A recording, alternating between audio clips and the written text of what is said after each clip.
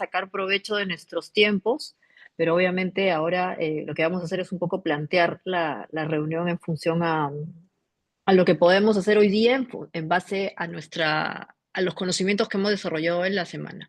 Y obviamente en la anterior semana. Así que sin más dilación, vamos a hacer un recuento de la última sesión y vamos a pasar directamente a ver hoy día el tema que nos interesa y es este asunto de los datos abiertos y cómo los podemos utilizar. Muy bien, entonces ahora voy a pasar también a compartir la pantalla, si me permiten.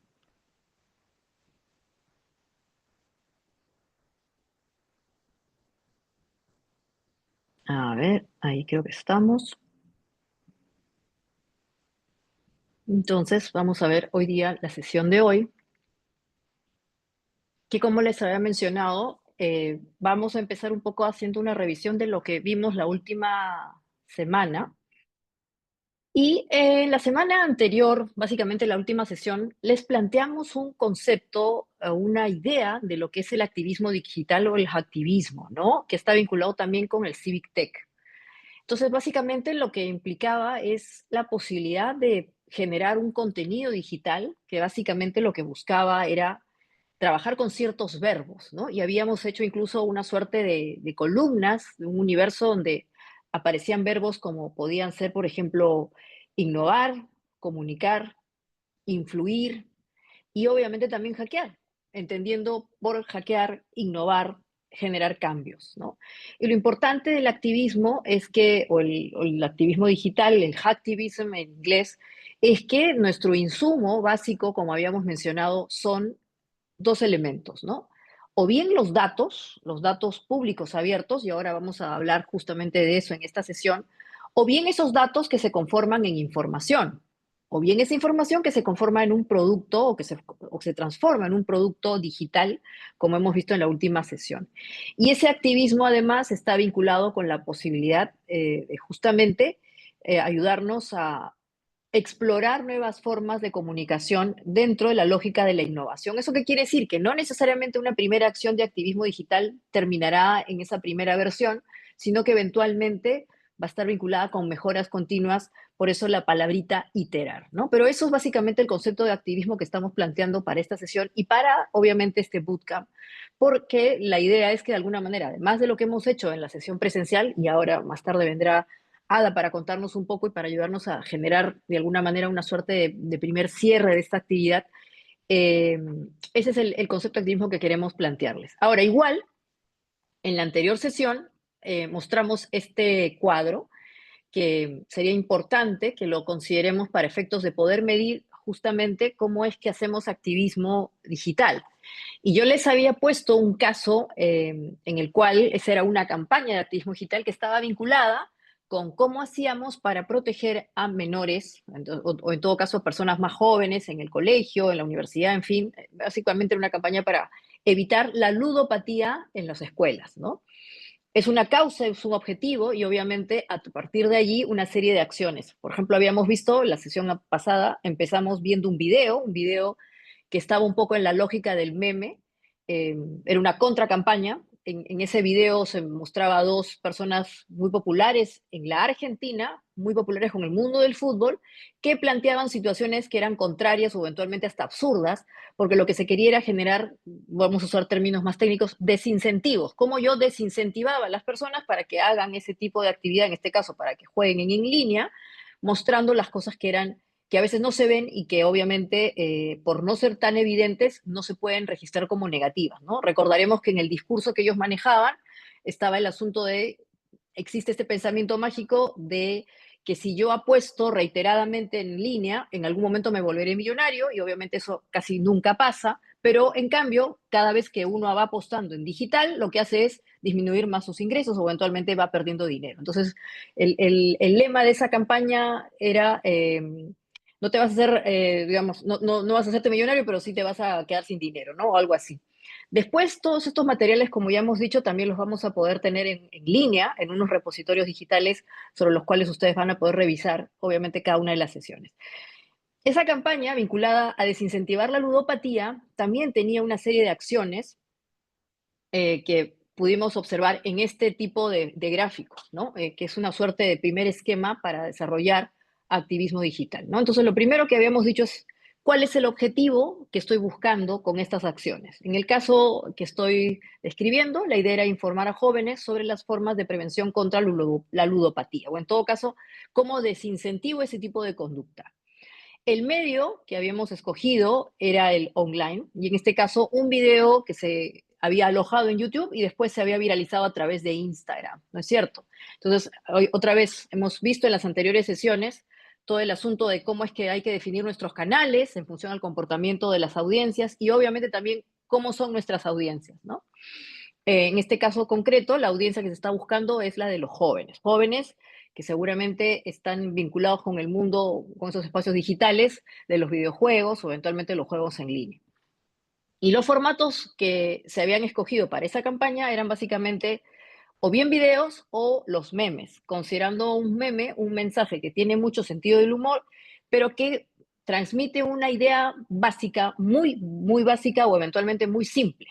En este caso es, digamos, apostar es igual a me voy a quedar sin dinero. Apostar no es igual a me voy a hacer rico, es al revés, me voy a quedar sin dinero. O en todo caso, le estoy dando mi dinero a otro para que se haga más rico que yo.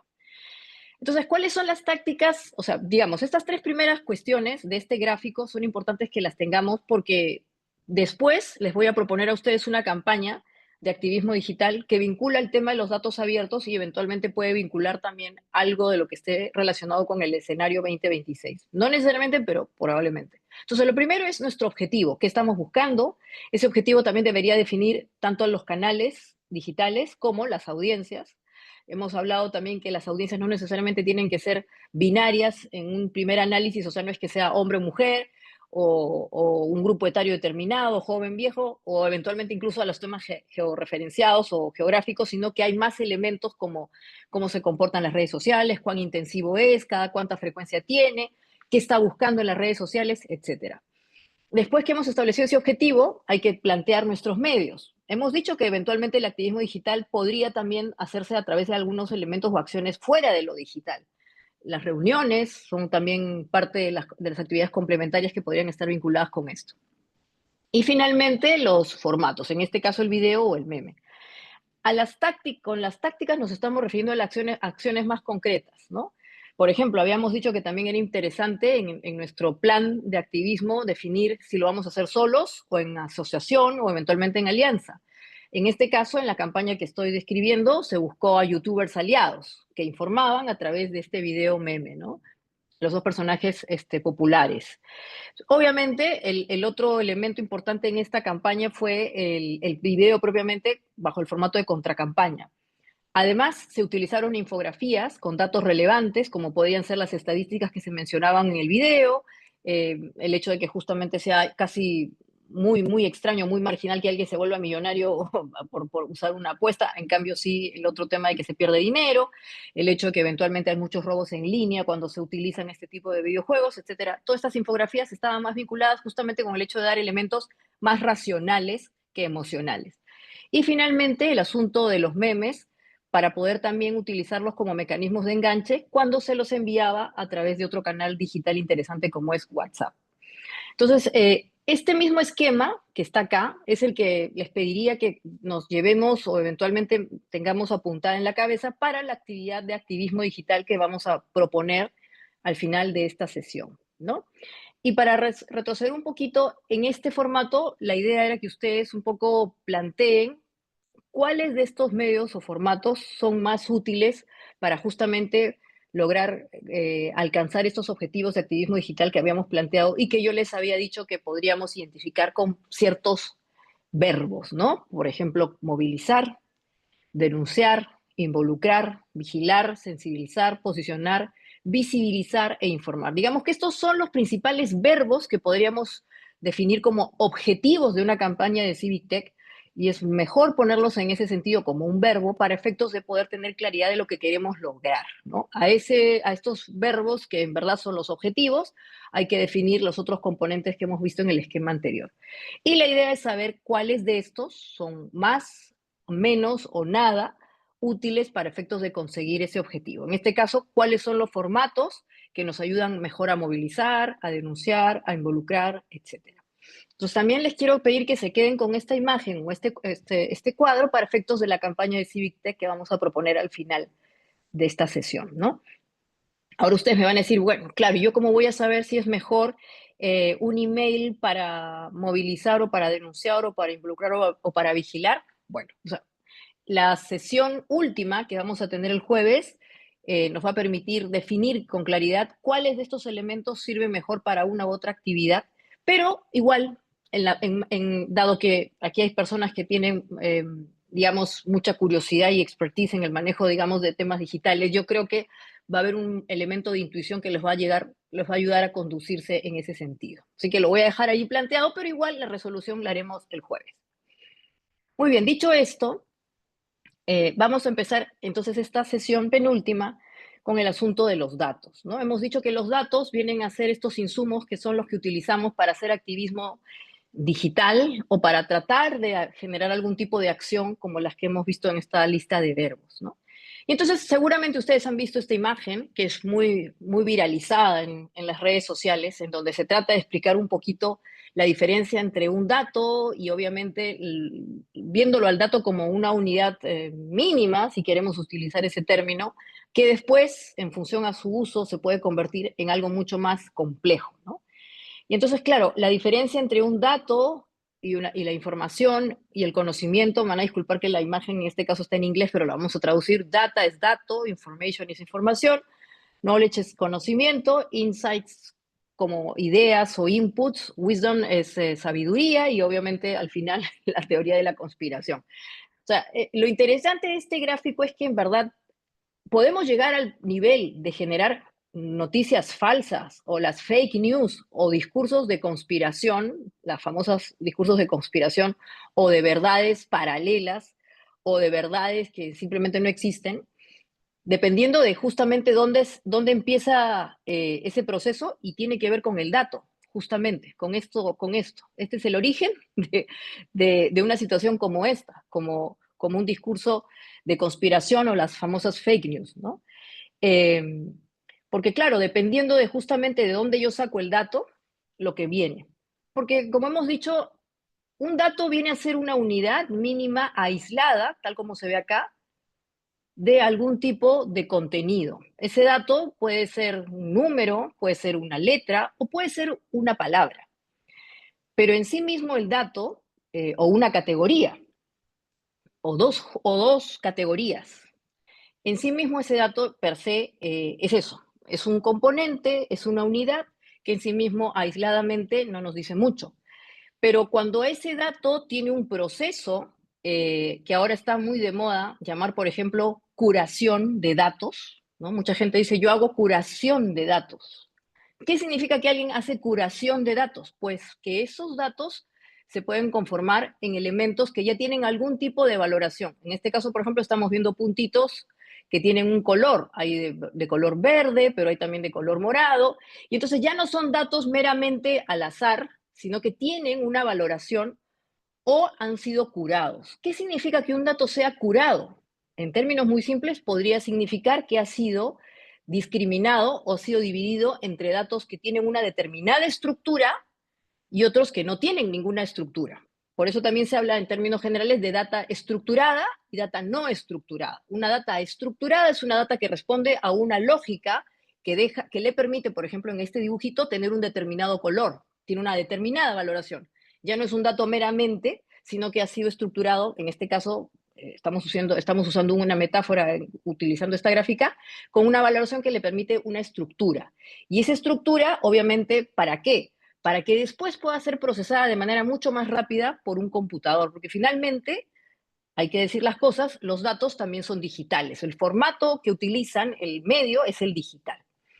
Entonces, la data se diferencia, los datos se diferencian de la información en el sentido en que tienen un componente que les da un valor adicional y los permite estructurarlos en base a una categorización. Por ejemplo, ¿no?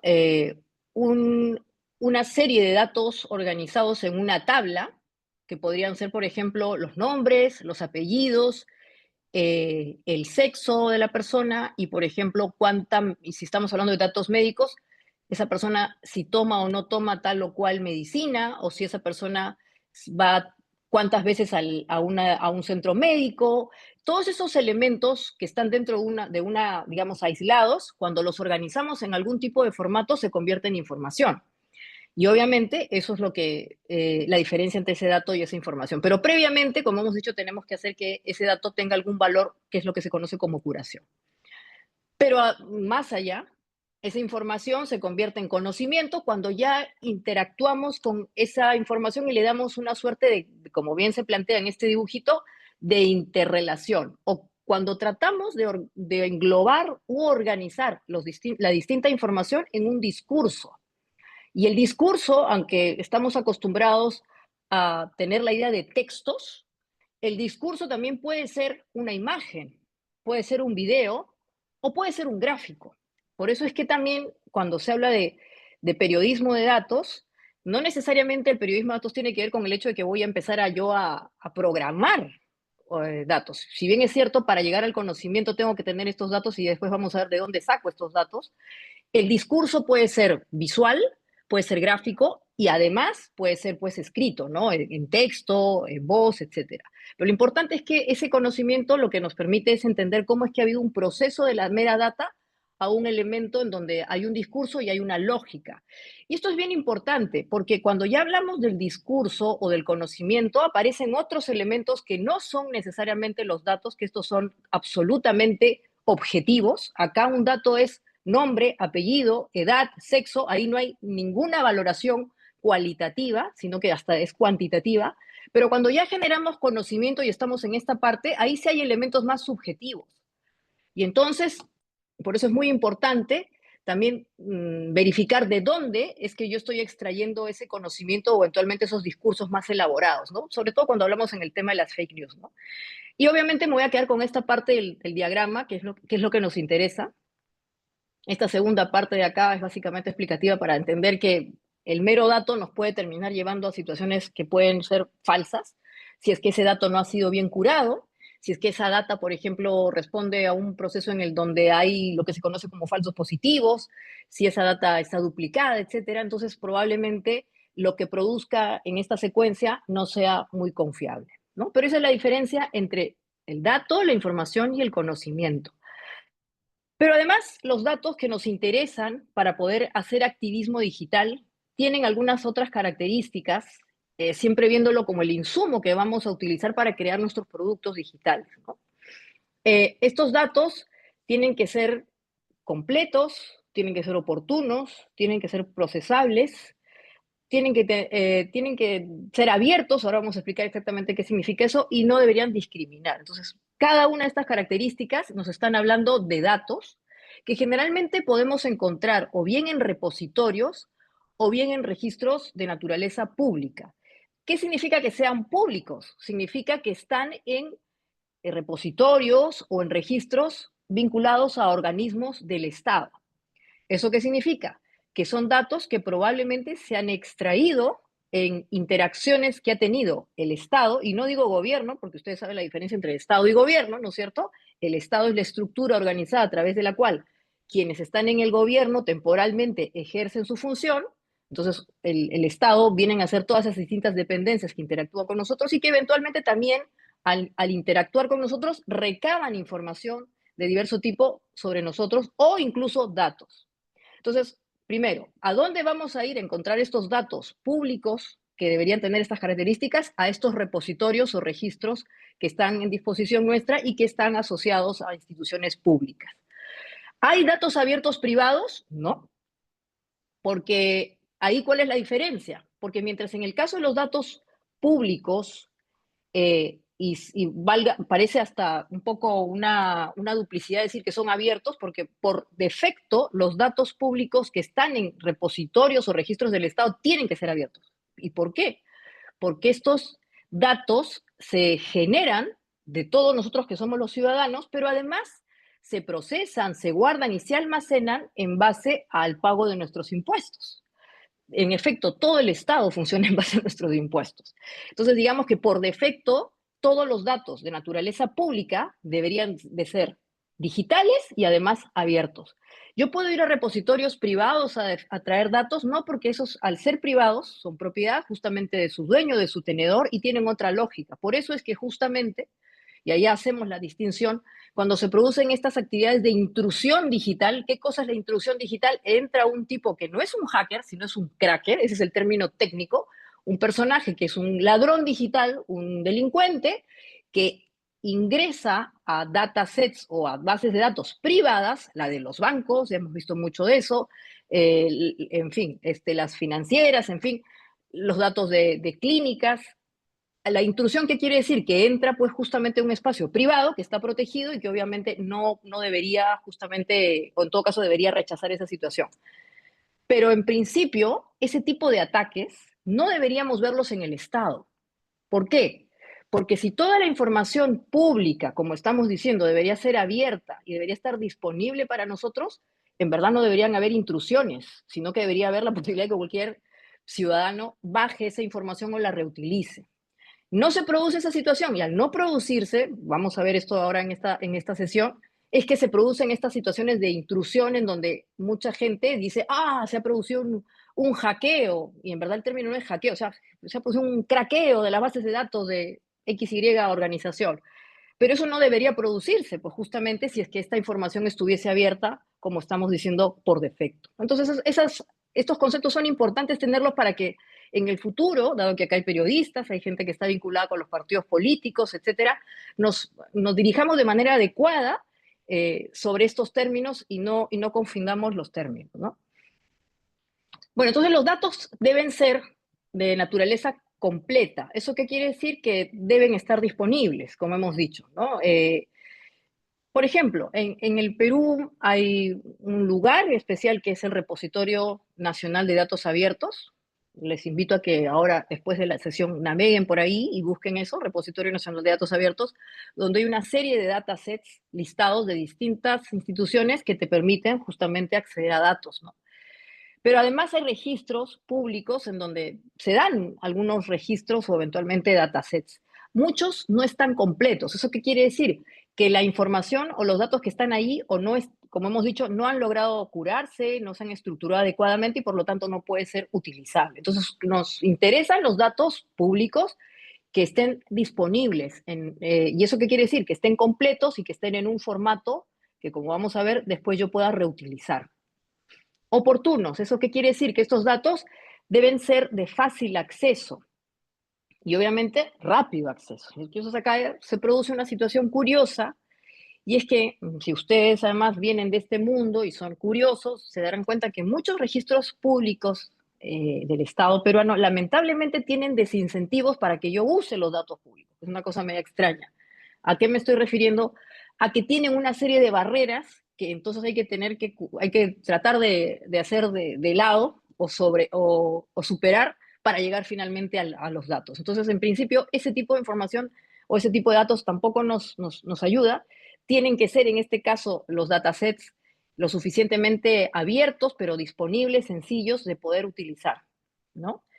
Procesables, ¿eso qué quiere decir? O en todo caso, reutilizables. Los datos deben tener una estructura que nos permita después su procesamiento automático. Entonces aquí viene un primer comentario. Mucha información, mucho de la información, en este caso información, no datos, que podemos encontrar en estos repositorios públicos, no corresponde a un formato de dato que después yo pueda procesar fácilmente o reutilizar. Me refiero a que lo que vemos son, por ejemplo, imágenes, el formato famoso del JPG o el PNG, o podemos ver documentos en el formato de PDF o de Acrobat, que tampoco me sirve porque es un formato que de alguna manera, curiosamente, ha estructurado la información para que yo la entienda, como yo como humano, pero una computadora no la va a entender y por lo tanto no es procesable.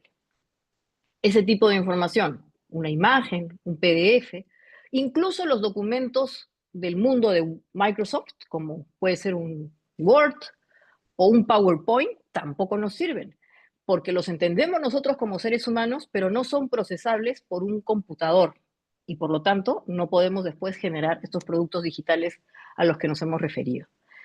Pero además los datos que nos interesan tienen que ser datos que no discriminen. ¿Eso qué quiere decir? Que tienen que estar disponibles para todos, sin requerir ningún tipo de registro. Por eso digo que por defecto, cuando nos enfrentamos a un repositorio público o a un registro público, cualquier ciudadano, y debería ser lo más simple posible, debería acceder a esos datos. A veces esto es un poco utópico, ¿no? Porque uno dice, sí, pero no todas las personas saben que existen estos datos públicos, la mayoría de ciudadanos no sabe qué cosas son los datos abiertos, no saben para qué sirven, y justamente ahí es donde aparecen estos conceptos o términos que hay que entender que todavía están presentes, ¿no? Como la brecha digital o el hecho de que hay una brecha importante de desalfabetización, o no, no es que todos estén alfabetizados digitalmente, ¿no? Entonces, claro, teóricamente todos los ciudadanos deberían acceder a estos datos, entendiendo que además saben utilizarlos, ¿no? Pero digamos que en principio eso es lo que necesitamos. Que no sea propietario significa que estos datos deben estar en un formato que, como se dice, sea completamente abierto. ¿Eso qué quiere decir? Que no esté de alguna manera dentro de un soporte comercial.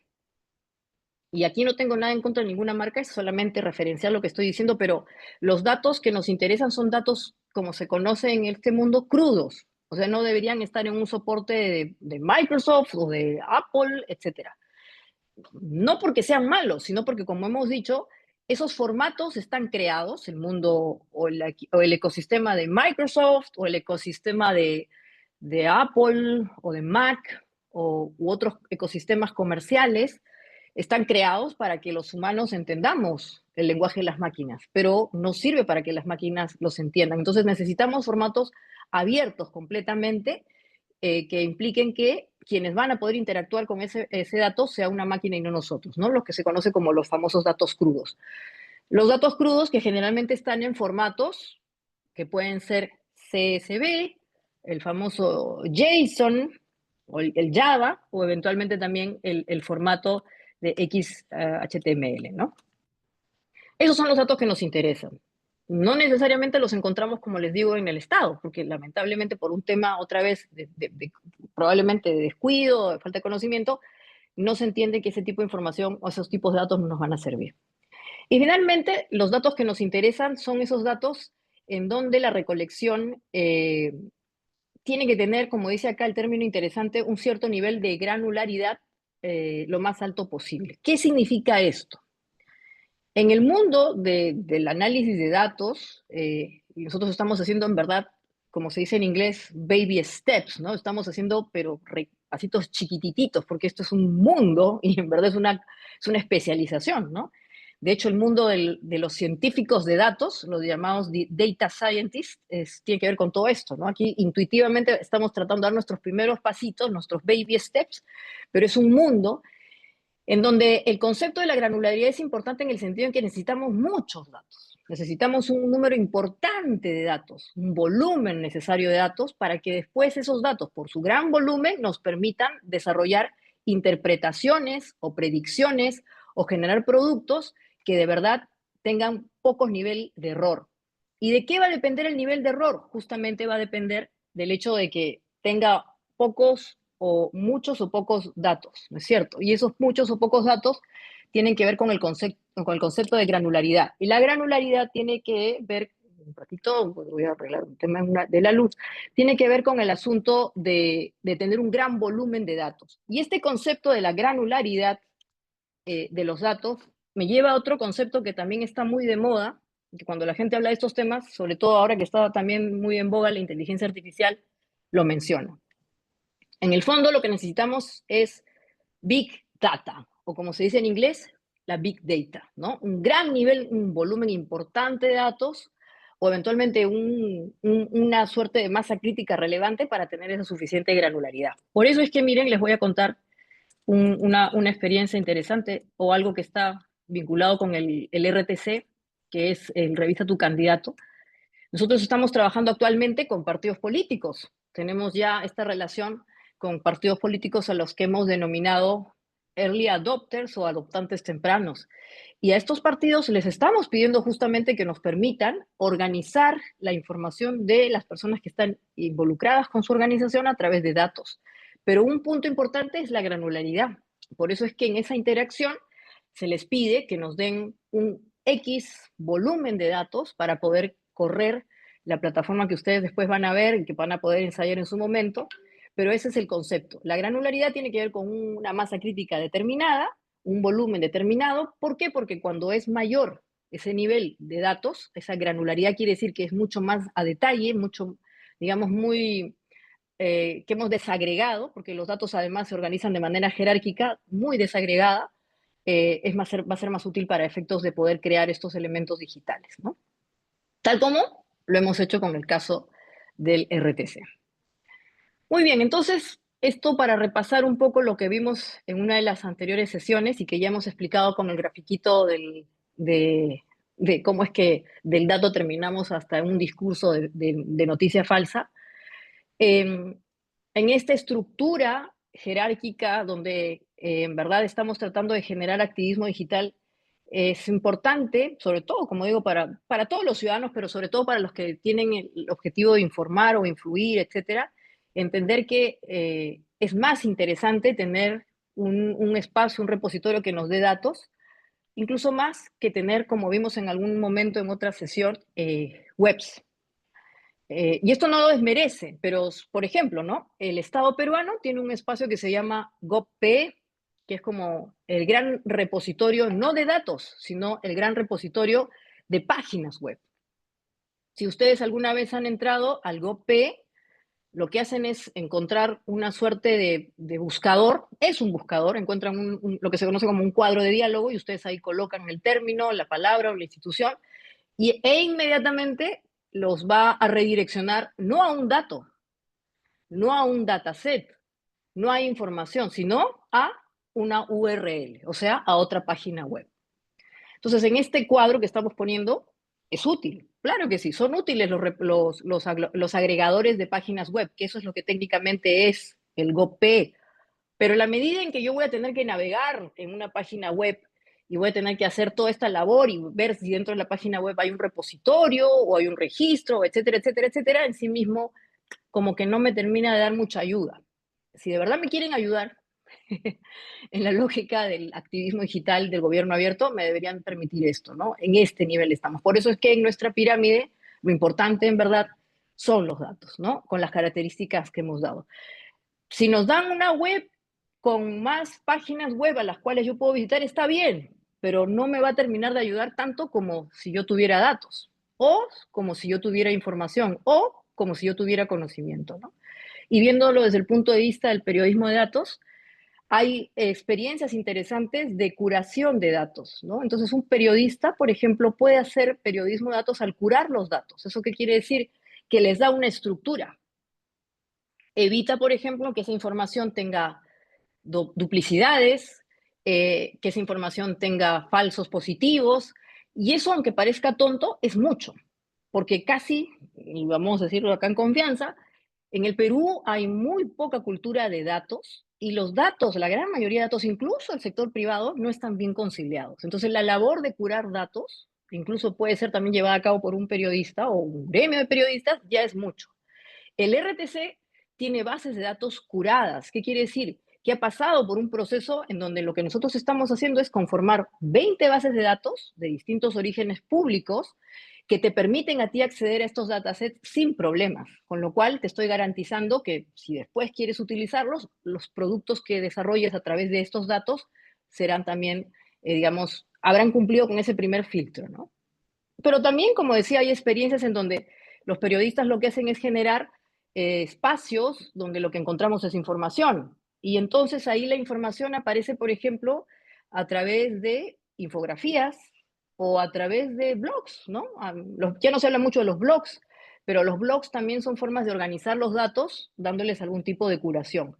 Y finalmente, el conocimiento. El conocimiento, recordarán ustedes, los dibujitos tiene que ver con un discurso. Y el discurso tiene que ver no solamente con escribir, sino otra vez con mostrar un gráfico. Aquí es donde aparecen, por ejemplo, todo lo que se conoce como metáforas gráficas, que también vamos a encontrar en el RTC, las metáforas gráficas, donde, por ejemplo, para traducirlo en castellano, eso significa un semáforo, un mapa de calor, un mapa de georreferenciación.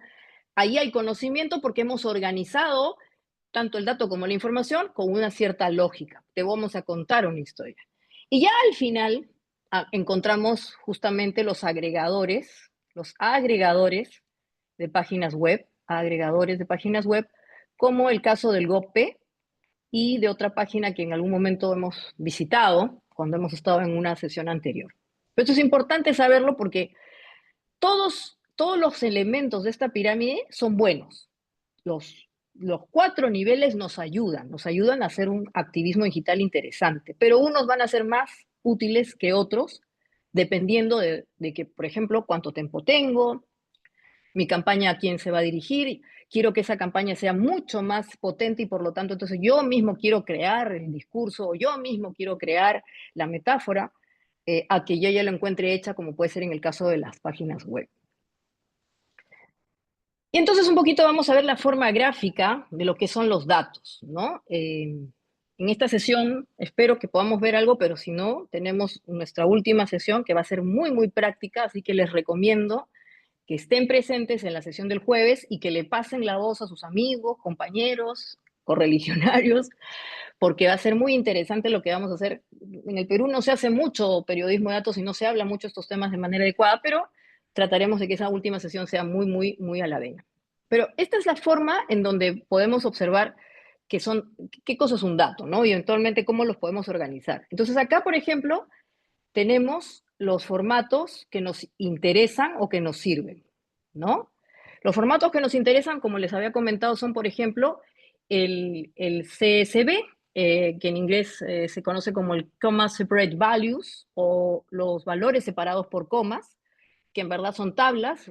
Otra vez, si ustedes se han enfrentado a eso, son datitos como puede ser una palabra, un número, y que entre sí están divididos por comas. Ese es el formato más reutilizable que hay y que podríamos tener a la mano si es que los repositorios o eventualmente los registros públicos de datos en el Perú nos lo dieran, ¿no?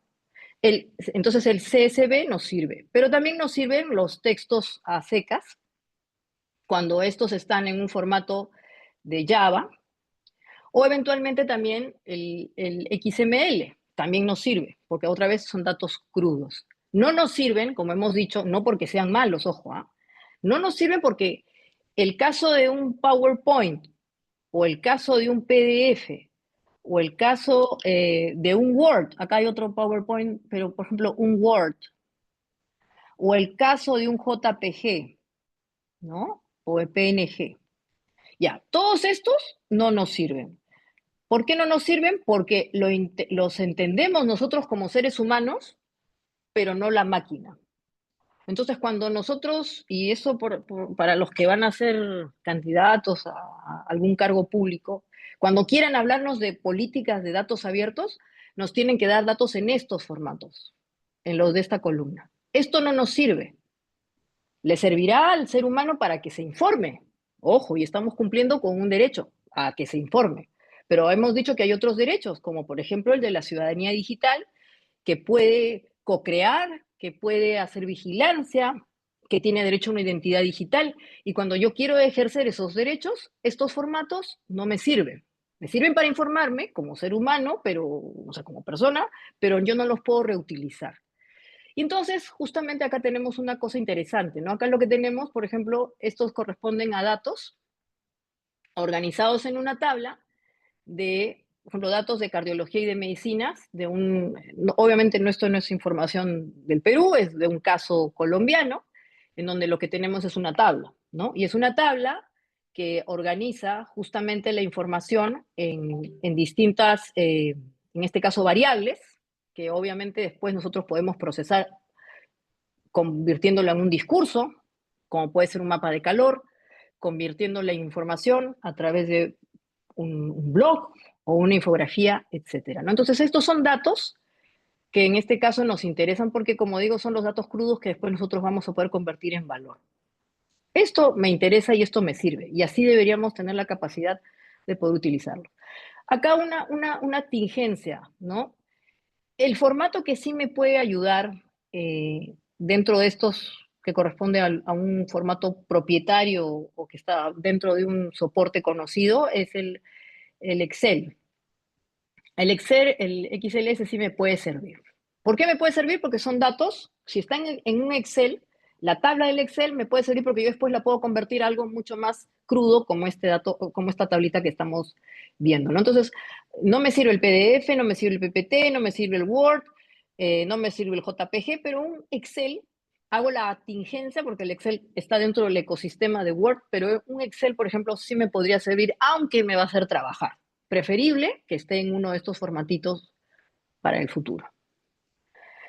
Obviamente también, esta es otra forma de mostrar los datos. Esta es información, como les digo, que corresponde a información de salud, en este caso de un municipio en España. Y aquí lo que observamos, por ejemplo, es otra vez una tabla en donde lo que yo tengo son, por ejemplo, y acá hay un dato importante, un elemento importante, son datos además anonimizados, porque al tratarse de datos de salud, uno podría decir, no puede aparecer la identidad clara de la persona porque justamente hay un tema de privacidad, pero ojo, son datos anonimizados, públicos y con una granularidad importante. Nosotros hemos hecho un corte de esta data, obviamente no es del Perú, pero es simplemente para efectos demostrativos qué cosa es un dato y cuál es la que nos interesa, ¿no? Entonces, otra vez acá tenemos sexo, tenemos también justamente datos vinculados a prevalencia con cierto tipo de enfermedad vinculada al mundo de, digamos, ¿cómo se llama esto? Neurológicas, ¿no? Tartamudeo, problemas de conducta, etcétera. Y obviamente una valoración en función a la edad. Estos son datos que nos van a interesar porque después justamente nos permiten generar productos digitalizados. ¿Tenemos esto en el caso del Perú? No, y hay todo un problema ahí justamente sobre el cual, perdón, sobre el cual podríamos hasta hacer activismo digital porque no se termina de entender que es posible tener este tipo de información anonimizada, ¿no? Obviamente, cuando hablamos de datos de salud, que es un tipo de dato especial, hay ciertos cuidados específicos para efectos ejemplificativos. He buscado esto, pero por ejemplo hay otros datos interesantes como por ejemplo los que nos provee, perdón, el Ministerio de Transportes y Comunicaciones a través de todo el registro que se hace de las personas y su conducta cuando manejan un vehículo, ¿no? Los datos de conducta vial. Ahí, por ejemplo, aparece cuando la persona ha cometido algún tipo de infracción y si esa infracción, cuál ha sido, en qué fecha cometió la infracción, si esa infracción tuvo alguna sanción administrativa como pagar una multa, si pagó la multa, de cuánto fue la multa, toda esa información que la podemos observar en este registro del MTC nos es muy útil. Y también la podemos interpretar para justamente después poder crear productos como los que les estamos ofreciendo. Algo similar a lo que tiene el radar. Aquí también para ir un poco siguiendo con la lógica de los datos, entonces hemos visto cuáles son los formatos que nos interesan, el CSV, el HTML, el XML y estos dos el JSON. No vamos a hacer una clase aquí de análisis de datos porque no nos va a dar el tiempo, pero sí les voy a dejar algunos elementos para quien es curioso y porque además ahora existiendo inteligencia artificial, les voy a contar que no es necesario saber programar. Si ustedes tienen y manejan bien, esa es la gran pregunta, si manejan bien la inteligencia artificial generativa, sea su ChatGPT o su Perplexity o cualquiera de estas plataformas, ustedes le pueden pedir a la inteligencia artificial que les ayude a crear una línea de código que después les permita, por ejemplo, la extracción de datos de datasets o de bases de datos. ¿Cómo hacemos la extracción de información de estos datasets como los que hemos visto en las anteriores láminas? Puede hacerse de manera manual, nos vamos a demorar una vida, podemos hacerlo utilizando robots. Hoy día esos robots trabajan de manera incansable durante largos periodos o periodos cortos, extrayendo esa información y organizándola.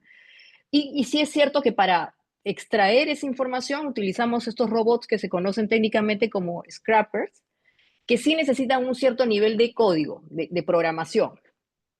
Pero antes de eso, tenemos que saber si la base de datos ante la cual estamos está en un formato de JSON, que se conoce así en el argot, pero es de Java, o si está en un formato de XML. Y entonces, ¿cómo se puede uno dar cuenta si estamos ante una base de datos de un tipo o de la otra? Ambos formatos nos sirven, sea el Java o el XML, esos nos sirven. Porque lo que está en este caso, lo que está entre este corchete es el dato. Acá dice JSON, pero acá podría decir país o podría decir mujer. o podría decir 18, etcétera. Lo que está dentro de los corchetes es el dato y, curiosamente, se escribe en lenguaje alfanumérico. Se distingue de XML, los datasets de Java o de JSON utilizan el corchete. Entonces, cuando nosotros veamos un dataset en donde hay corchetes, estamos frente a un Java o un JSON. En cambio, lo mismo, es el mismo principio. Cuando estamos ante una base de datos que ha sido, que tiene el formato del XML, lo que vamos a tener entre estos símbolos de cerrado, incluso puede utilizarse este otro. Bueno, en fin, esto es para decir que hay más cosas dentro de estos símbolos. Lo que tenemos acá es lo mismo, tenemos el dato, que puede ser un nombre, un número, 17, puede ser sí, puede ser no, etcétera. Lo que está dentro es el dato que nos interesa. Y como hemos dicho, y esto viene del asunto del CSV, estos generalmente están divididos, cada dato en su corchete o en sus símbolos de cerrado y abierto está dividido por comas, ¿no? Entonces eso viene a ser un dataset.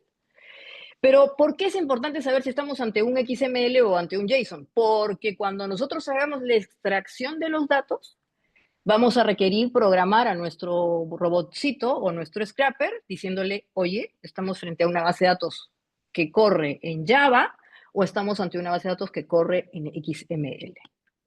Como les he dicho, lamentablemente en esta sesión no vamos a ver eso. La buena noticia es que sí hay inteligencia artificial y que eventualmente nosotros podemos correr una línea de código. Primero hay que tener obviamente acceso a un robot, a un scrapper, y que nos permita obviamente enfrentarnos a una base de datos y empezar a extraer data como la hemos visto, ¿no? Les voy a dejar acá un regalito para que ustedes después puedan usarlo. Acá tienen una página web donde pueden aprender programación en ambos formatos. Aquí, por ejemplo, tienen un tutorial de cómo programar en XML. Está en inglés, pero de verdad que hoy día todo se puede traducir. Este es un curso gratuito en tiempo real para programar en XML. Es muy fácil, muy bacán. Y como les he dicho, todo esto que les he explicado de manera muy rápida, lo pueden ustedes aprender. Y también hay otro para programar en Java o en JSON. Entonces aquí pueden ver ustedes lo que les habían planteado, cómo es que es un dataset en este tipo de programación o en este tipo de formato de lenguaje, ¿no? Entonces, si tienen curiosidad, estos sitios web también se los vamos a entregar después al finalizar todo el curso, pero ya lo pueden ir buscando en internet, después se los podemos mandar, pero hay muchos tutoriales y hoy día, como les he mencionado, con el uso de la inteligencia artificial, la verdad que no es una limitación no saber programar. Yo diría que en verdad ya no va a ser ni siquiera importante programar. Lo que hay que tener claro es cuando estoy ante una base de datos y veo unos corchetes, ¿qué significa? Cuando estoy ante una base de datos y veo estos símbolos de corcheas, ¿qué significa? Estoy ante un JSON, estoy ante Java, por lo tanto necesito que mi scrapper programe en Java, o estoy ante un XML y por lo tanto necesito que mi scrapper programe en XML. Esos elementos son importantes ¿para qué? Para que yo después no me vaya a equivocar y haga justamente los errores que hemos visto anteriormente. Muy bien. Y seguimos, entonces, un poco retrocediendo a a la primera lámina que vimos, cuando dijimos qué cosa era un dato, qué cosa era la información, qué cosa era un discurso y obviamente qué cosa es la desinformación. Esto, les cuento, ha sido desarrollado por inteligencia artificial. Yo le pedí a mi inteligencia artificial, que se llama Coco, le di este dibujito que hemos visto al comienzo, le di este gráfico y le dije, mira, hazme un gráfico que mezcle esta cuestión entre los datos, la información, el conocimiento y los discursos conspirativos y el activismo digital. Porque yo quería hacerlo, pero dije, pucha, me voy a demorar.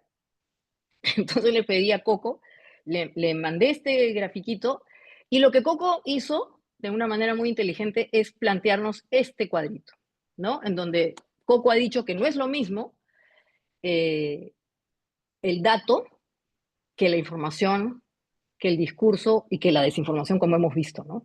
Pero además le sumó algunos elementos interesantes que a nosotros también nos va a ayudar para el tema del activismo digital, ¿no? Un dato, ya dijimos, son estos componentes de información que generalmente deberían estar dispersos y obviamente en un formato reutilizable. Pero nuestro amigo Coco nos ha sugerido que esos datos abiertos deberían estar curados, ¿no? Por eso tienen estos colorcitos. Recordarán ustedes, el primero que vimos fueron bolitas sin ningún color, pero cuando están curados tienen una valoración adicional. Y esa curación, esa valoración que se da, generalmente nos debería permitir tener esos datos en un formato reutilizable como este, el CSV, ¿no? Acuérdense, las corcheas, una coma, las corcheas, una coma, las corcheas, una coma. Eso es un dataset, donde cada dato está encerrado y obviamente separado por comas. Eso nos interesa, eso nos sirve. Dentro del mundo del activismo, los datos abiertos, pero en su formato SSV.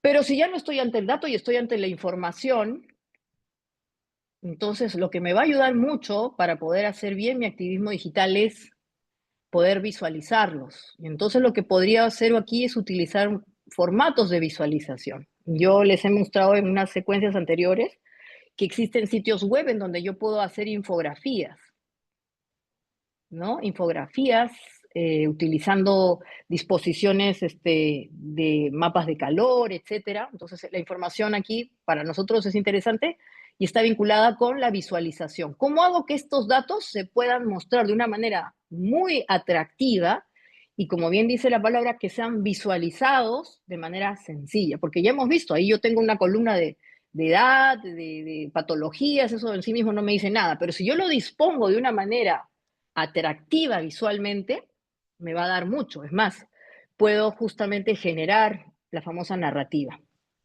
Y finalmente, acá Coco se ha dado un poco la licencia de decirnos que para el caso de el conocimiento, el knowledge, lo que nos sirve es la incidencia efectiva, y aquí nos ha puesto estos circulitos iluminados para decirnos que, claro, generalmente, así como hay curación de datos, también hay curación de conocimiento. Y eso, aunque no lo crean chicos o estimados todos, está vinculado con lo que hemos hecho estos días en nuestras sesiones de comunidades de práctica. Una manera de curar el conocimiento, de validar el conocimiento, es de manera colectiva en las famosas comunidades de práctica. Ahí yo puedo, con mis pares, validar justamente esos elementos de conocimiento, esos productos de conocimiento. Miren, durante el tiempo de la pandemia, que se generó una situación absolutamente irrepetible en la humanidad, eh, organizaciones como la OMS tenían que sacar rápidamente conclusiones sobre cómo es que avanzaba el virus, ¿no? Y todos sabíamos que no se sabía qué cosa era, ¿no? Entonces, validaban de manera muy rápida lo que se iba generando como conocimiento, justamente estamos acá. ¿Y cómo lo hacían? Lo hacían a través de comunidades de práctica. Se empezaban a juntar expertos en epidemiología en el mundo y en protocolos muy rápidos, por decir, 2 reuniones. En esas 2 reuniones validaban tal o cual situación, las pruebas que se hicieron en tal o cual parte del mundo, etcétera, y en tiempo récord lograban generar conocimiento curado, hacían incidencia efectiva, pero el mecanismo no fueron papers, el mecanismo no fueron conferencias, el mecanismo no fueron libros. ¿Qué cosas fueron? ¿Dónde se validó ese conocimiento en tiempo real y en una situación tan excepcional? En las comunidades de práctica. El presupuesto de una comunidad de práctica es que los pares conocen lo mismo, comprenden lo mismo y obviamente lo validan. Nosotros humildemente quisiéramos lograr una comunidad de práctica o varias como ustedes, pero aquí podemos ver el valor de justamente cómo es que se puede hacer incidencia efectiva a través de este tipo de organizaciones. Y finalmente la última, que es el dibujito, que claro, pues eso tiene que ver con la desinformación digital, que está vinculada con el hecho de que puede lucir muy orgánico, pero si está creado en base a mentiras, y más que mentiras, a datos falsos, obviamente lo que vamos a tener pues son fantasías como este dinosaurio, ¿no? Muy bien, entonces, ahí hemos visto hoy día Hasta acá, entonces sabemos ya qué son los datos, qué son los datasets, cuáles son los datos que nos interesan, la diferencia entre un dato, la información y un discurso y por qué nos son útiles ahora que queremos hacer activismo o periodismo de datos. Pero entonces vamos a relacionar esto con lo que hemos visto anteriormente y el asunto de la ciudadanía digital. El dato para nosotros, el dato abierto, público, es el insumo para poder crear ciudadanía digital y, por ejemplo, ejercer nuestros derechos digitales, ¿no? La cocreación a mí me permite cocrear porque con estos datos yo puedo, por ejemplo, desarrollar nuevos servicios, puedo generar mayor colaboración, puedo generar innovación. Nosotros hemos tenido nuestra sesión el día jueves y en un grupo estuvieron hablando acerca del voto informado, en este caso del voto digital de la OMPE. La OMPE también ha estado con nosotros y nos ha explicado la cocreación aquí es un reto interesante porque habría que saber qué tipo de datos que se están generando hoy día allí nos van a servir después para mejorar ese tipo de servicio. Pero los datos abiertos también nos sirven para justamente la reutilización y esto tiene que ver con un elemento más económico, porque no solamente se trata de democracia, de ciudadanía, etcétera, sino que al final del día, dado que estamos en un mundo en donde todo se ha digitalizado y son datos finalmente, esto impacta también en el tema económico y productivo. Entonces hablamos de un entorno que se llama economía de los datos o la data economy, que está vinculada con la innovación, con nuevos mercados y obviamente también con la ciencia y la tecnología. Ustedes, no lo sé si saben, pero en su celular tienen un prototipo del gobierno de Israel que un grupo de personas creó utilizando datos abiertos públicos del tráfico. Ese fue el inicio de Waze. La plataforma Waze, que es además una aplicación, tiene su origen en Israel. Fue creada con datos públicos del tráfico de la ciudad de Tel Aviv. Información pública que quienes crearon esa empresita, que es una startup, les sirvió justamente para ir georreferenciando datos reales de tráfico que hoy día es una enorme empresa de tecnología y que obviamente todos nosotros utilizamos. Entonces ahí podemos ver cómo es que el uso de los datos abiertos terminan también generando un valor económico a través de estos nuevos conceptos, ¿no? Que obviamente también es un derecho nuestro, porque obviamente si no tenemos acceso a esos datos, no solamente no podemos participar mejor de la democracia, sino que al mismo tiempo nos estamos perdiendo de ese mágico mundo que otras partes del mundo o que otras latitudes sí tienen, ¿no? Y también nos permiten los datos hacer esto, pues, ¿no? Higiene informativa, ya lo hemos explicado, si los datos que si los datos que yo quiero extraer están mal curados, tienen duplicidades, no están conciliados, lo que voy a arrojar es mentiras, cosas inexactas, etcétera. En esa higiene informativa también está el tema de la visualización, cómo lo puedo mostrar para que cualquier persona entienda el discurso que está detrás del dato y obviamente el discurso del periodismo de datos, ¿no? Entonces, eh, este cuadrito para que ustedes entiendan la relación que hay entre los datos abiertos, nuestra ciudadanía digital y todos los beneficios que hay en torno a esto. Ahora, vamos a pasar a la segunda parte de esta presentación para ver cómo vamos a usar los datos y para eso vamos a ver un video. Este video es súper interesante porque ahí vamos a ver cómo es que se va a utilizar este segundo elemento que ha propuesto aquí nuestra inteligencia artificial Coco en su cuadrito, ¿no? Dicho de paso, ¿cómo saben ustedes cuenta que lo ha hecho una inteligencia artificial? Porque por ahí hay algunos errorcitos en la ortografía, me parece. Pero vamos a ver ejemplos de visualización en este video que ahora les voy a presentar. Eh, lo que hace ese video es mostrarnos mucha data dura para contarnos una historia o eventualmente a través de los datos contarnos una historia muy gráfica y que eventualmente lo que van a ver también nos podría servir para contar otras historias. Así que vamos a ver si funciona el videíto que está por acá y lo vamos a ver ahora.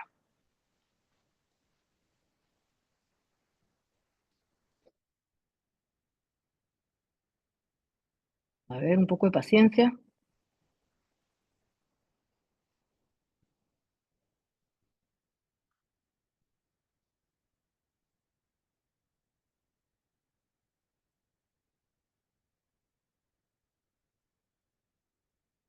Ay, ay, veamos, veamos. Si no, le voy a pedir a Freddy, nuestro DJ Freddy, que lo corra. No sé si está por ahí Freddy. Sí, es el video del Vimeo, Sí, ¿no? el Vimeo. Ya, un minuto, por favor. Vuélvelo a A cargar la ver, página en todo caso. Sí, eso es lo que quiero ver. Un poquito de paciencia, chicos. Vamos a tratar de cargar la página de nuevo. A ver. Ya, ahora sí.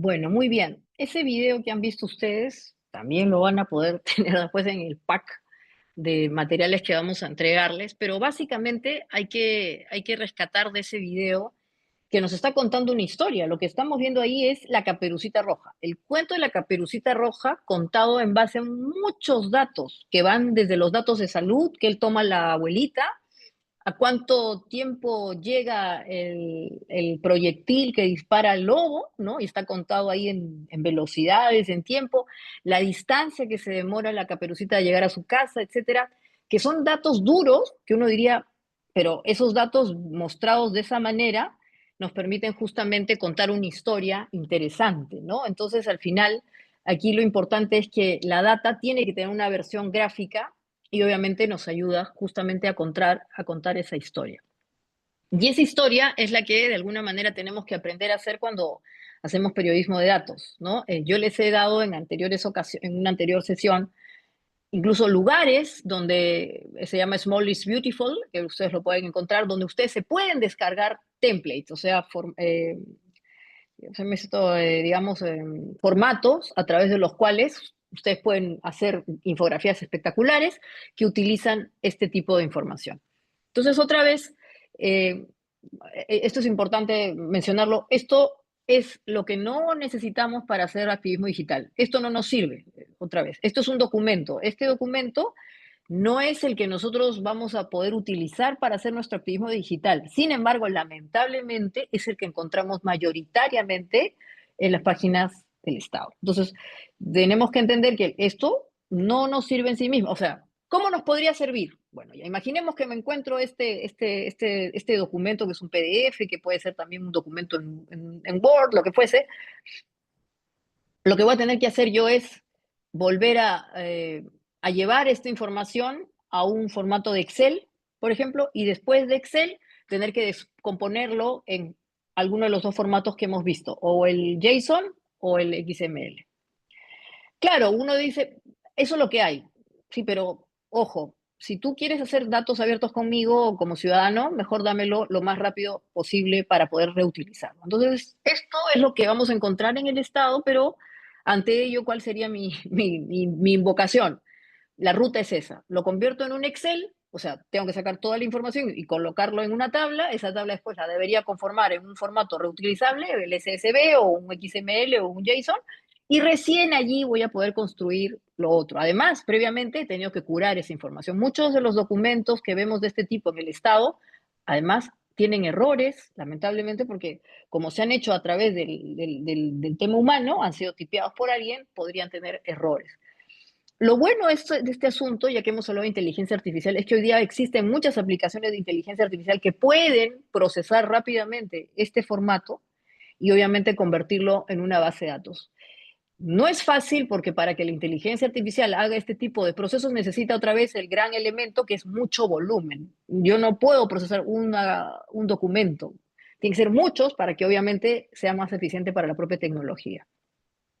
Estos son datos y esto es la información que sí nos sirve. Eh, no sé si podemos participar en este momento, pero acá creo que esto es facilísimo. Si yo les preguntase ante qué base de datos nos estamos encontrando, ustedes me van a dar una respuesta, ¿no es cierto? Me la van a dar, me van a decir a qué base de datos nos estamos enfrentando, en qué formato al final de esta sesión, porque esto es facilísimo, ya deberíamos haber identificado en base a lo que hemos dicho anteriormente. Entonces, los documentos versus los datos, lo importante es entender que no nos sirven los documentos per se, a menos que nosotros queramos hacer esa doble labor, que es justamente tener que sacar esa información, disponerla en una tabla y obviamente hacerla reutilizable.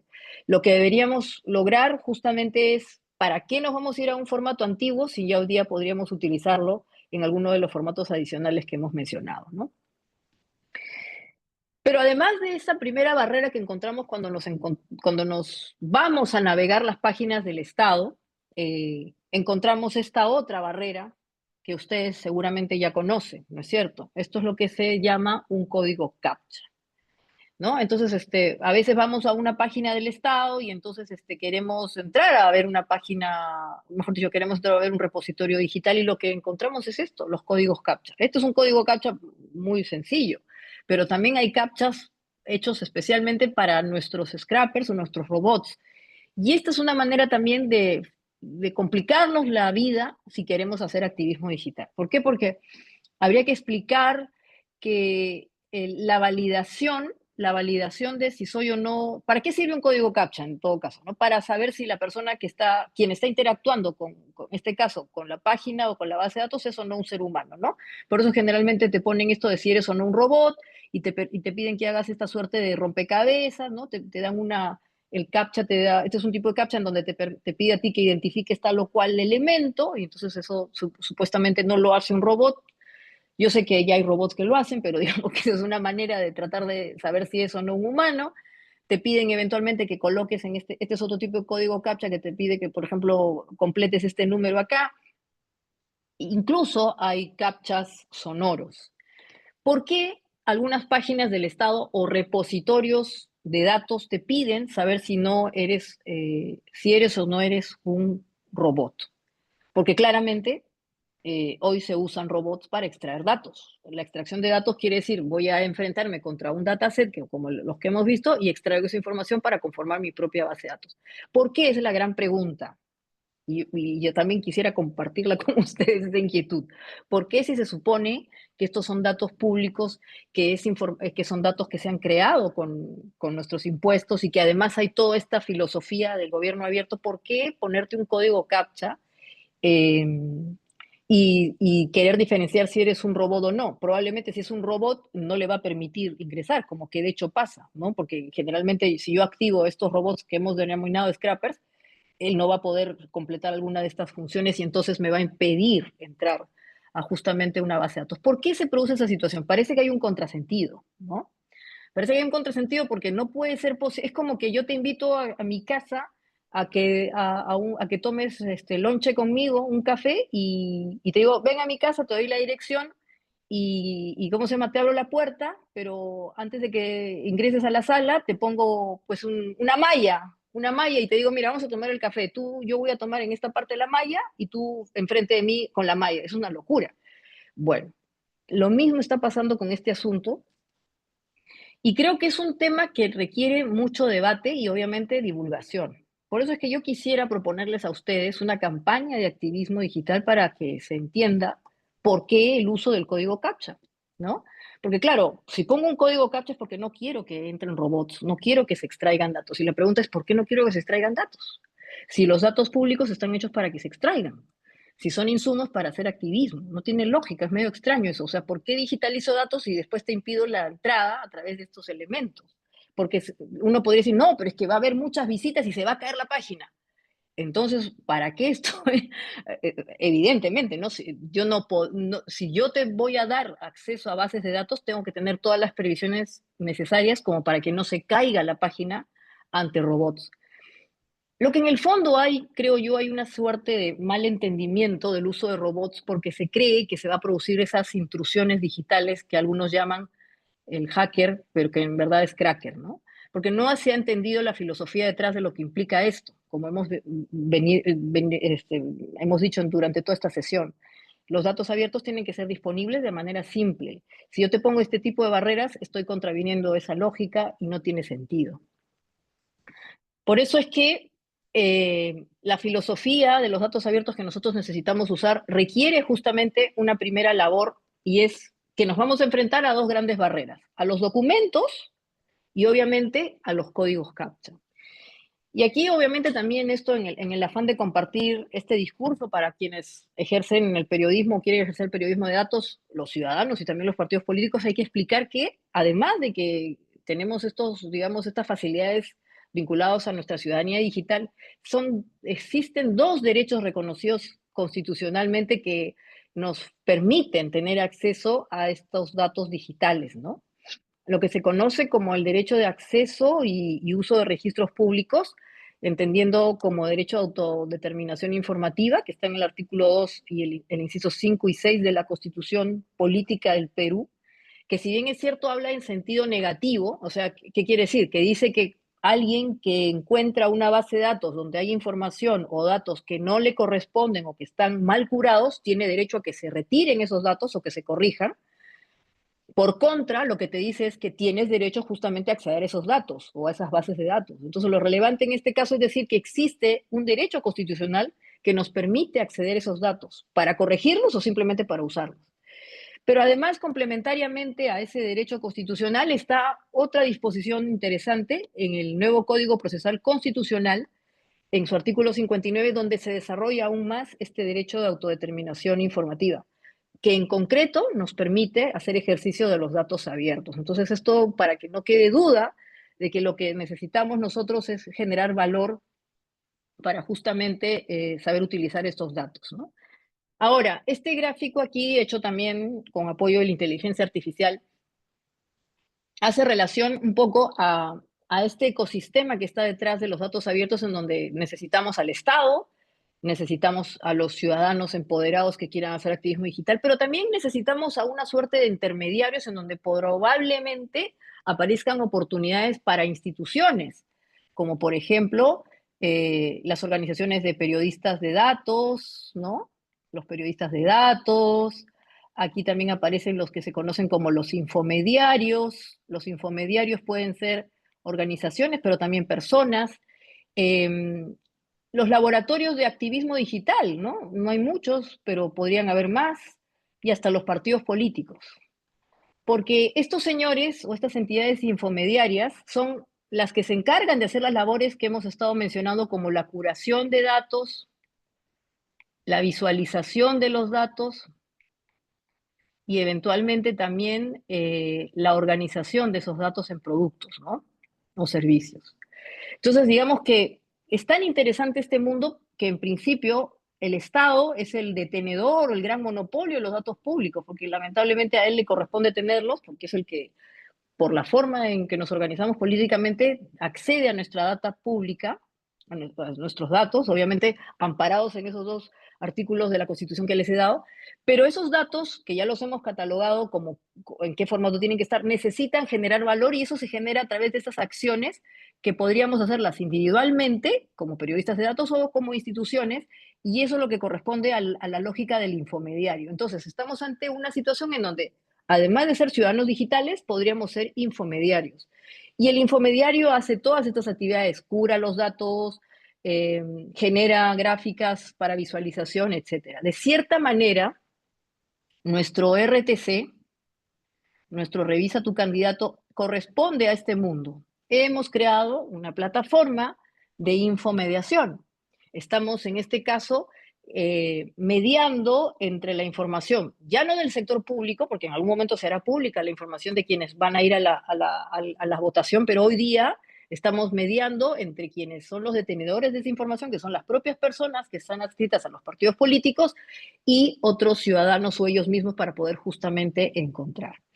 En el caso de la información pública del Estado, es clarísimo que sacaré la información del sector público, en este caso de las instituciones públicas, con todas las barreras que hemos mencionado, pero que una vez que haya superado esas barreras, yo podría darles un valor adicional para poder entregársela de una manera mucho más digerible a los ciudadanos finales, que pueden ser básicamente los ciudadanos, pero eventualmente también las empresas. Y este cuadrito es importante porque nos estamos enfrentando a una serie de nuevas actividades económicas y productivas que no solamente tienen que ver con el tema democrático y todo lo demás, sino que eventualmente también implica que repositorios o bases de datos como las que hemos mencionado también nos den un valor adicional.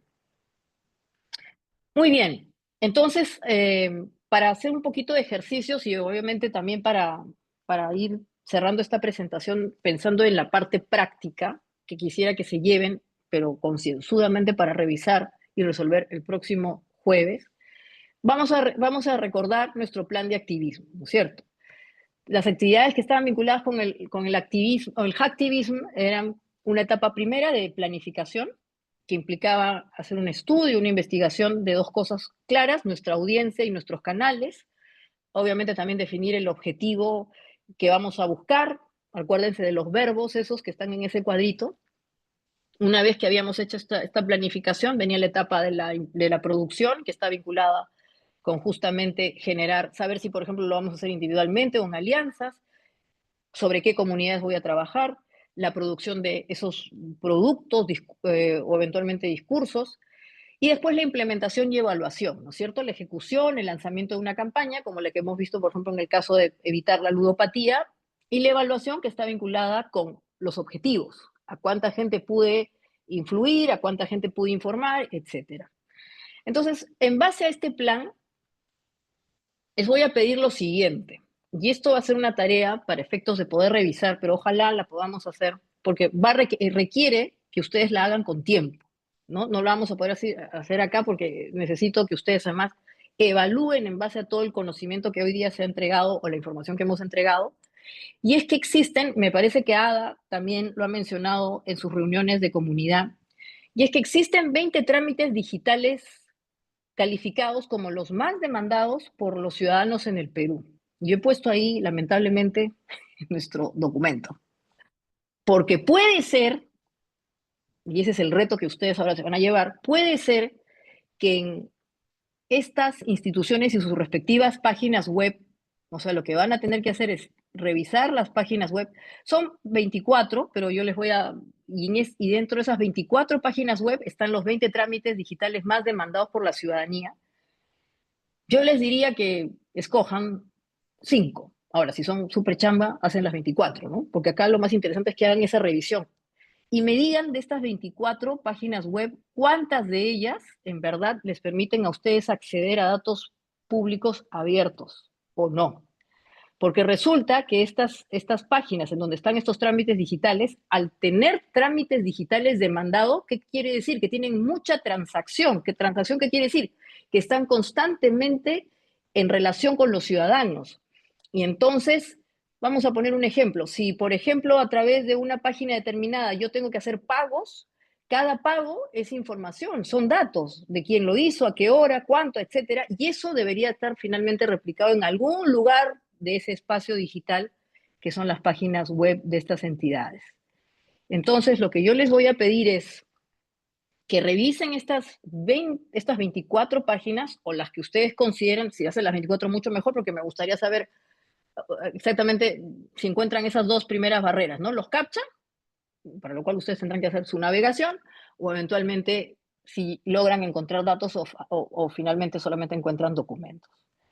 Una vez que ustedes hayan hecho eso, lo que les voy a pedir es que, y si a ustedes les parece adecuado, obviamente ustedes también pueden definir otro objetivo, planteen una campaña de activismo digital para facilitarnos la vida a los ciudadanos de acceder a datos públicos de estas 24 páginas web donde están los 20 trámites digitales más demandados por los ciudadanos. Entonces, ustedes ya tienen su plancito acá de activismo digital, saben cómo se escoge a las audiencias, hemos revisado justamente también qué canales digitales podemos utilizar. La idea es que armen una pequeña campaña de básicamente una semana, no, super flash, donde lo que queremos es, ya les estoy dando mucha información, pero en fin, simplemente, o sea, voy a dejarlo así para no condicionarle más. La campaña tiene que ver con cómo hacemos para que estas 24 sitios web del Estado, donde están los 20 trámites más demandados, nos sean útiles a nosotros como ciudadanos. No, les voy a dar más libertad para que ustedes armen la campaña. Es una campaña de activismo digital para saber cómo sacarle provecho a esto o superar barreras, etcétera, etcétera, etcétera.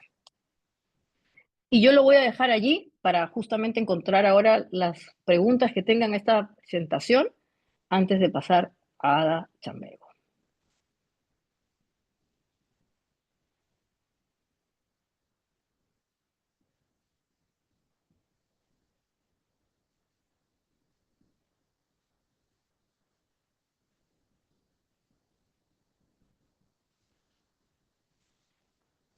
No sé si estamos por ahí o ya se fueron. Sí, a ver, adelante Katia. No sé si está por ahí Sorry, Freddy. Ah, parado. ya, ahí está, Ya, ahí está. A ver, ya. empezamos entonces por Katia. Adelante Katia. Preguntas o comentarios ustedes me dicen. Si son preguntas, mejor. Ahora sí, es que no podía prender mi micro. Mi consulta es, o sea, cuando ingresemos a estas páginas, ¿debemos buscar algún tipo de trámite o sea, no me quedó muy claro? Claro, porque cuando hablamos de datos, podemos hablar del conjunto de información dentro de un documento, ¿no? Pero una cosa es que yo pueda elaborar el documento y otra es que yo pueda acceder en esa página a ver, no sé, cifras en realidad. Entonces, esa es mi Ya. duda. Mi sugerencia es que entren a estas 24 páginas. Número dos, encuentren cuál es el trámite que supuestamente es más demandado, porque no les voy a decir exactamente cuáles son esos trámites. Y respecto de ese trámite, lo que queremos es identificar los datos. Porque resulta que cuando uno establece una pasarela de interacción, hay datos. Ya les expliqué.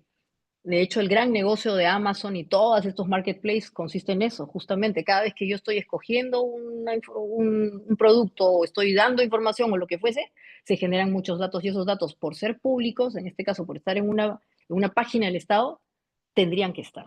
Y si no están, es justamente, quiero que se enfrenten a esa situación. Pero ¿dónde los van a encontrar? Cuando ustedes identifiquen primero uno de esos trámites, uno de esos 20 trámites que están distribuidos en esas 24 páginas. ¿Se entendió, Katia?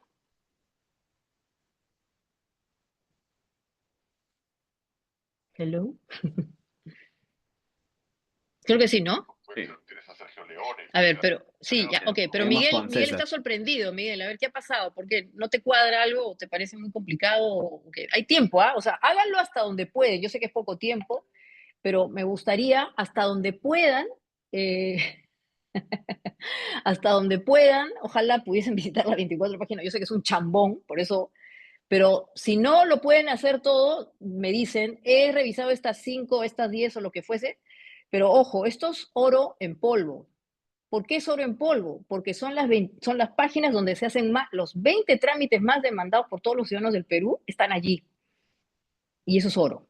Debería estar el oro, ¿no? Así que vamos a ver por dónde está ese oro. También les sugiero que cuando hagan la navegación de una página web, no hemos visto eso, pero debería ser que una página web bien diseñada del Estado tiene algunos elementos de ubicación, ¿no? Que es justamente un mapa que nos permite identificar dónde están esas transacciones o esos trámites, ¿no? Ya no voy a decir más para que ustedes también vayan haciendo su tarea. Sí, César, adelante.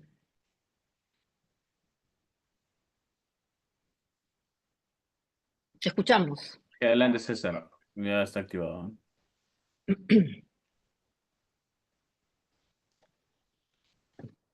Creo que César se... Creo que está. No puede. No puedo, dice, no puedo, no puedo. ¿Qué Ahí pasó? está, ahí Ahora sí, está. Ya, César, buenas hola, buenas noches. noches. Había mencionado que a veces no es necesario saber programación si uno domina bien la inteligencia artificial. Pero ¿cómo la inteligencia artificial a veces genera un código con errores, que es lo que pasa con frecuencia, y o no hace lo que uno espera? ¿Cómo podríamos corregir algo que no se entiende sin saber de programación?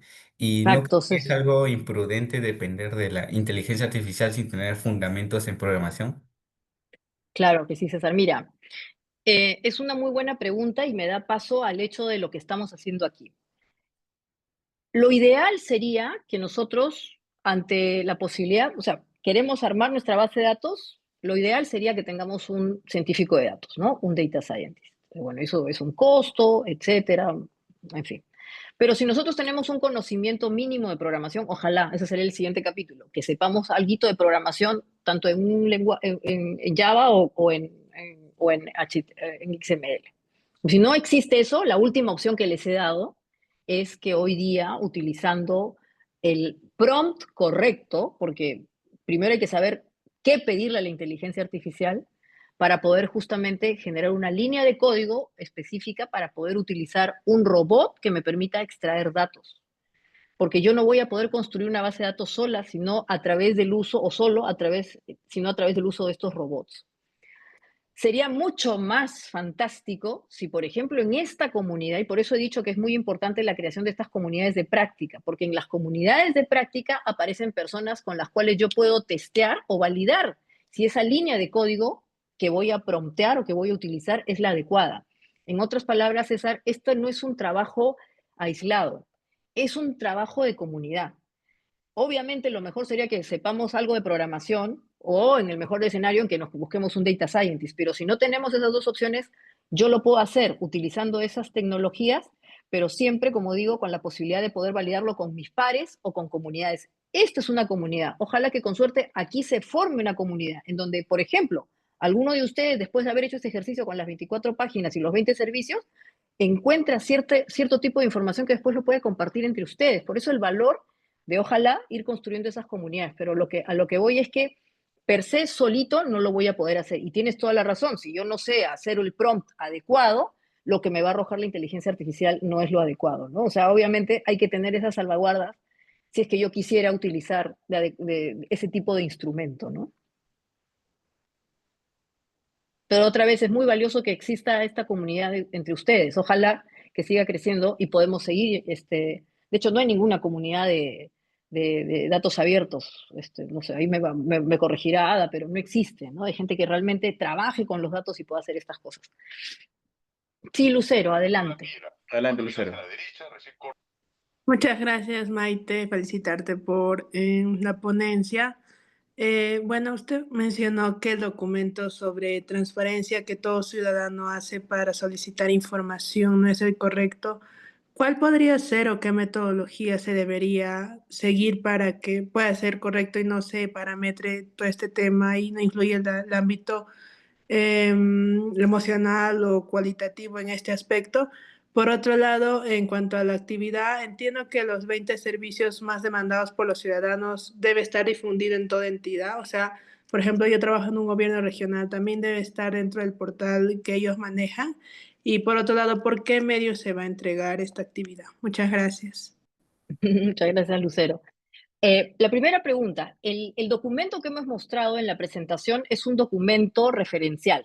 Eso no es, en efecto, la hoja que se utiliza dentro del procedimiento de transparencia, ¿no? Como ustedes saben, todos los organismos del Estado tienen que tener un responsable de recibir las solicitudes de información que le pedimos los ciudadanos a las instituciones públicas en base a esta norma de transparencia en un formato determinado. Ese no es el documento, por si acaso. Y en ese sentido yo no estoy yendo en contra de ese formato. El formato está bien y existe porque es un medio a través del cual yo puedo acceder no solamente o sea, no a datos, sino básicamente información. Incluso lo que más se pide, porque todavía las entidades públicas no te pueden entregar los datos y porque por último las personas no saben cómo pedir un dato, ¿te das cuenta? Hay que definir en qué formato, en qué periodo, con cuánta granularidad, etcétera. Todas esas cuestiones no es una cosa sencilla, por eso es importante este tipo de capacitaciones y por lo tanto lo que la gente generalmente pide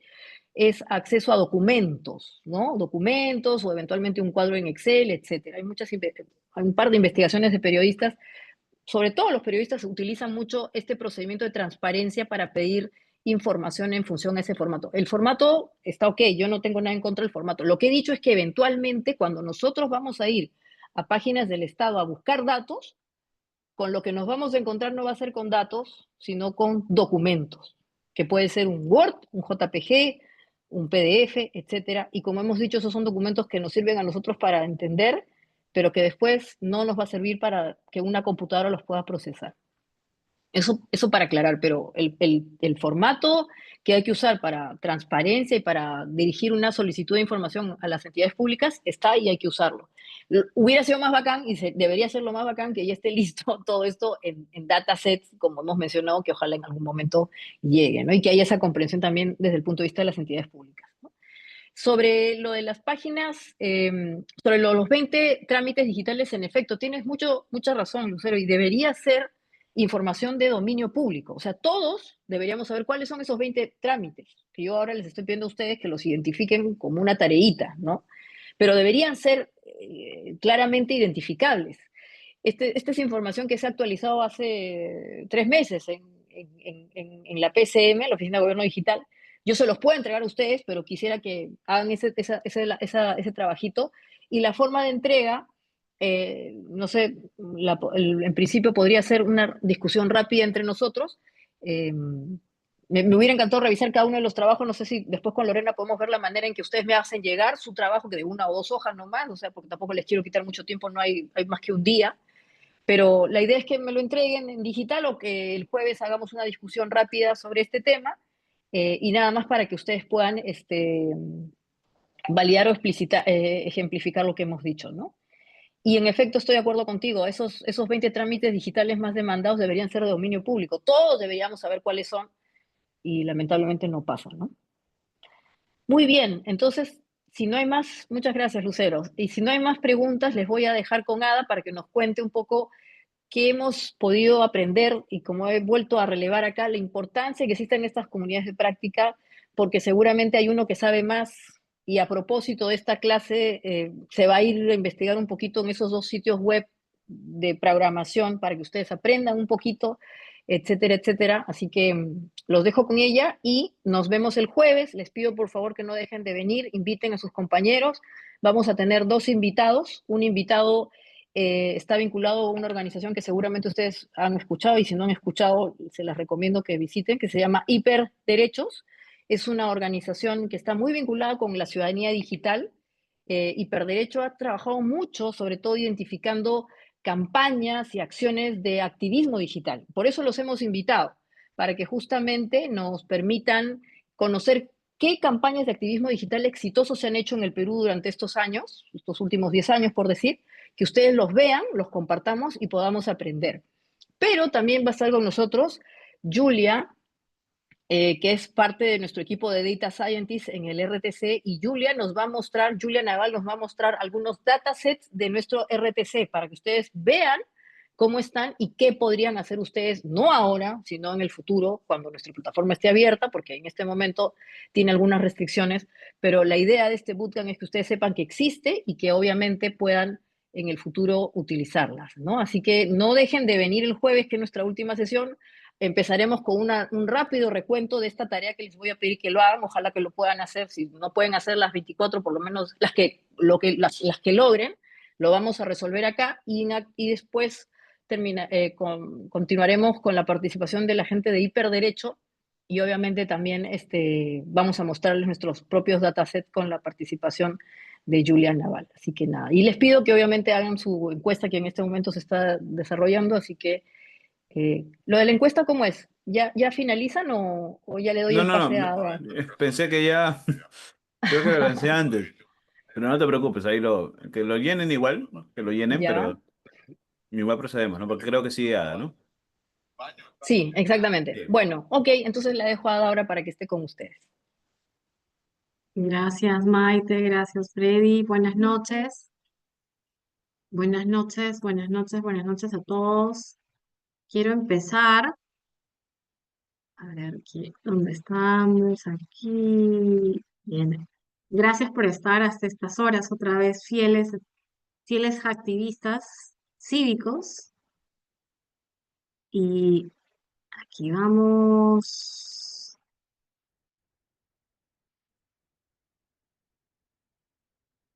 Bien, gracias por seguir aquí, a los que están en sala.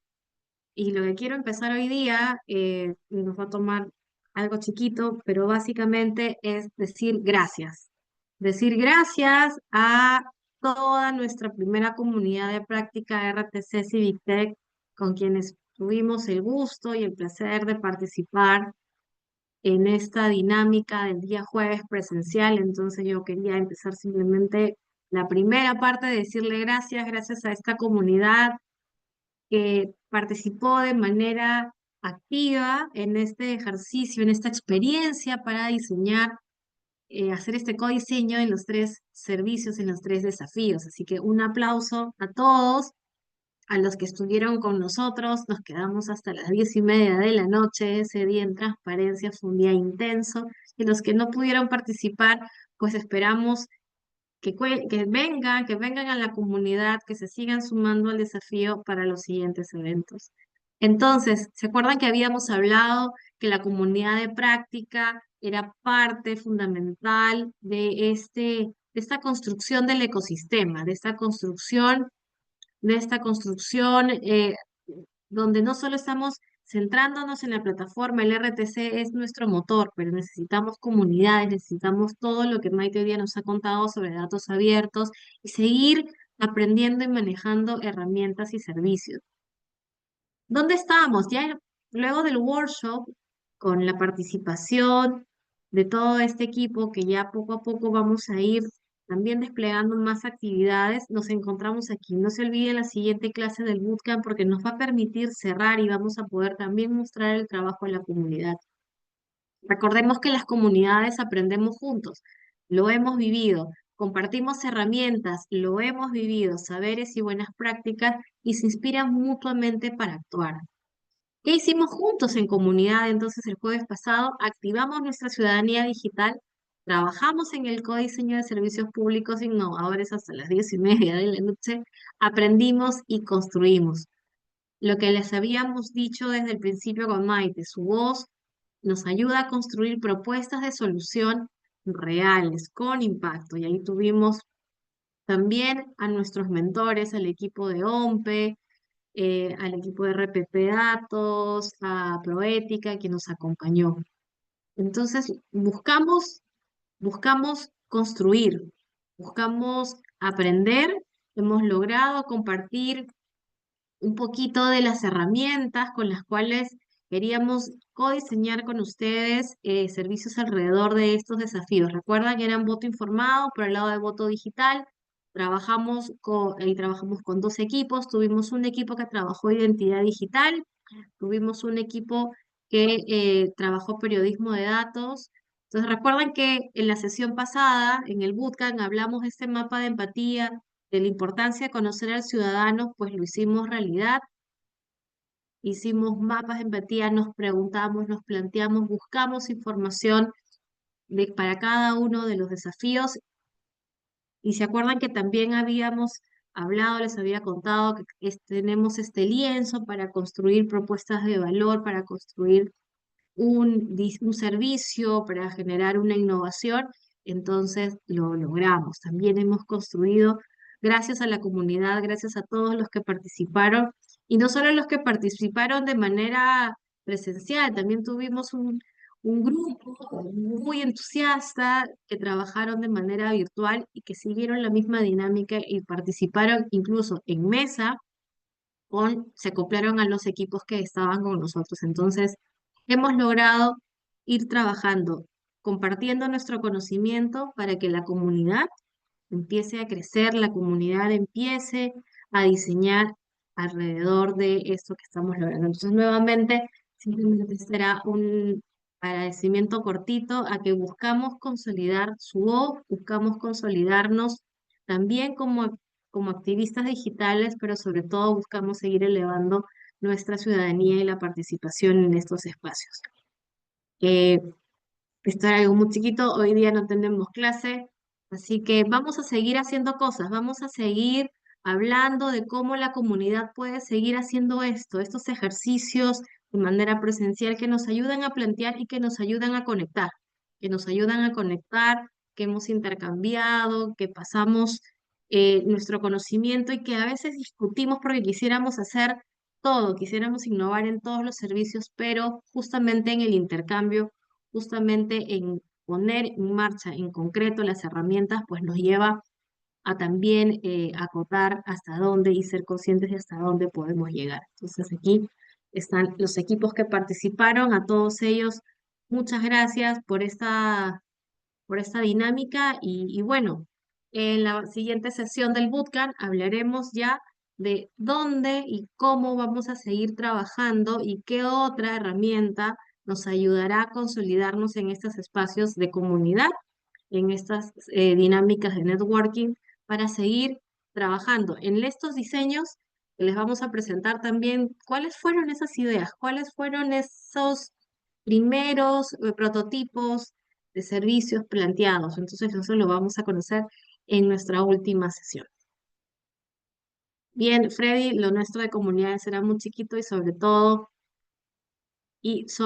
vamos a seguir trabajando, vamos a seguir conectados y por favor, no se pierdan, avisen a sus compañeros, traigan a más, van a seguir habiendo experiencias presenciales y eso queremos seguirles contando.